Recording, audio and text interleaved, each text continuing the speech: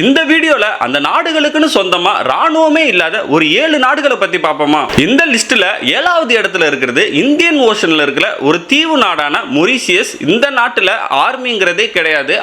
அவங்க நாட்டுக்குன்னு ஒரு 10,000 போலீஸை வச்சு தான் அவங்க நாட்டை பாதுகாத்துக்கிறாங்க. அடுத்து 6வது இடத்துல இருக்கிறது வேட்டிகன் சிட்டி. இந்த வேட்டிகன் சிட்டியை பத்தி சொல்லணும்னா இதுதான் உலகத்திலே ரொம்ப சின்ன நாடு. இந்த நாடு இத்தாலிக்குள்ள தான் இருக்கு. இது இத்தாலிக்குள்ள இருக்கிறனால இவங்களுக்குன்னு சொந்தமா ஆர்மி கிடையாது. இத்தாலியோட ஆர்மி இவங்களை பாதுகாத்துப்பாங்க. ஆனா இதுக்குன்னு எந்த ஒப்பந்தமுமே கிடையாது. அடுத்து 5வது இடத்துல இருக்கிறது கரேபியன் தீவுகள்ல உள்ள செயின்ட் லூசியா அப்படிங்கிற ஒரு நாடு தான். இந்த நாட்டுக்கும் ஆர்மி எல்லாம் கிடையாது. அவங்களும் அவங்க நாட்டை போலீஸை வச்சு தான் பாதுகாத்துக்கிறாங்க. அடுத்து 4வது இடத்துல இருக்கிறது சென்ட்ரல் அமெரிக்கால இருக்கிற பனாமா அப்படிங்கிற ஒரு குட்டி நாடு தான். இந்த நாட்டுக்குமே ஆர்மிங்கிறது கிடையாது. இவங்க அவங்களோட ஆர்மியை 1990லேயே நிப்பாட்டிட்டாங்க. இப்போ அவங்களோட நாட்டை பனாமியன் பப்ளிக் ஃபோர்ஸ் அப்படிங்கிற ஒரு செக்யூரிட்டி ஃபோர்ஸ் வச்சு பாதுகாத்துக்கிறாங்க. அடுத்து 3வது இடத்துல இருக்கிறது சவுத் பசிபிக் கடல்ல இருக்கிற தீவு நாடான சோலமன் ஐலண்ட்ஸ். இந்த நாட்டை பத்தி சொல்லணும்னா கொஞ்சம் தீவுகள்லாம் சேர்ந்த நாடு தான் இந்த சோலமன் ஐலண்ட்ஸ். இந்த நாட்டிலையும் 1946ஆம் ஆண்டுல இருந்தே அவங்களோட ஆர்மியை நிப்பாட்டிட்டாங்க. அடுத்து 2வது இடத்துல இருக்கிறது சென்ட்ரல் அமெரிக்கால இருக்கிற